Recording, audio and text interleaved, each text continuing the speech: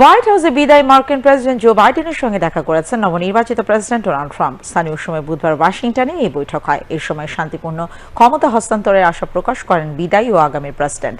আল জাজিরার খবরে বলা হয়, বৈঠকে ডোনাল্ড ট্রাম্প বলেন, রাজনীতি খুবই নিষ্ঠুর, অনেক ক্ষেত্রে এটি খুব জটিল বিষয়, তবে আমি বিশ্বাস করি এটি খুব সুন্দর একটি মুহূর্ত। শান্তিপূর্ণভাবে ক্ষমতা হস্তান্তরের প্রশংসা করি, এটি যতটা সম্ভব শান্তিপূর্ণ হবে। ঐতিহ্যবাহী ওভাল অফিসের বৈঠকের শুরুতে দুই নেতাই জানান দেয় তারা একটি কঠিন রাজনৈতিক প্রচারণার পরে ক্ষমতা কতটা সহজে হস্তান্তর করা যায় সে বিষয়ে আলোচনা করেছেন। যুক্তরাষ্ট্রের বিদায়ী প্রেসিডেন্টের ঐতিহ্যগত সৌজন্য অনুযায়ী হোয়াইট হাউসে বাইডেন ট্রাম্পকে স্বাগত জানান।